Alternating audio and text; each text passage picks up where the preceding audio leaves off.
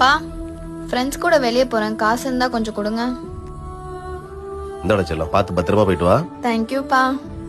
அப்பா ஈவினிங் நானும் வெளியே போகணும். ஃப்ரெண்டோட பர்த்டே பார்ட்டி இருக்கு, எனக்கும் காசு தேவைப்படுதுப்பா. அப்புறம் ஃப்ரிட்ஜ் மேல வைக்கிற எடுத்துக்கோ. அப்புறம் உங்களோட ஸ்கூட்டி வேணும்ப்பா. நான் வெளியே போறேன்னு சொன்னல, அப்பாவோட ஸ்கூட்டி எனக்கு வேணும். நீ உன் ஃப்ரெண்ட் யாராச்சும் ஒரு வச்சு அவங்க கூட போடி. அப்பாவோட ஸ்கூட்டி எனக்கு வேணும். இல்ல நான் அப்பாவோட ஸ்கூட்டில தான் போவேன். எனக்கு வேணும்ன்ற. டேய், அதான் அவன் போறேன்னு சொல்றான்ல, எடுத்துட்டு போட்டு விடு. தேங்க்யூப்பா. சரிங்கப்பா.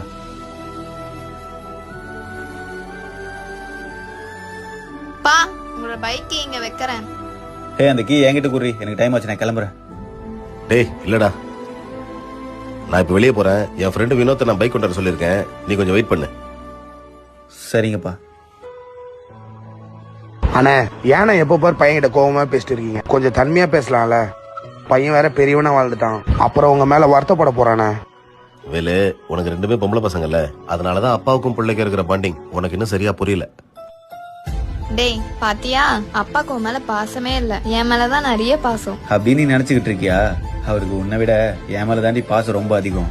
நான் இப்படி பேசுறதுனால தான் மேல பாசம் இல்ல நீ என் பையனும் என்ன நினைக்க மாட்டான். நம்ம இப்படி பேசுறதால நம்ம பையன் நம்மள தப்பா நினைச்சிருவானு அப்பாவும் என்னை பத்தி எதுவும் யோசிக்க மாட்டாரு. ஏன்னா நான் அவன் மேல எவ்வளவு பாசம் வச்சிருக்கேன்றதும், நான் அப்பா மேல எவ்வளவு பாசம் வச்சிருக்கேன்றதும் எங்க ரெண்டு பேருக்கும் நல்லாவே தெரியும். எந்த வீட்டுல தாண்டா அப்பாவும் பையனும் முகம் கொடுத்து பேசிருக்காங்க.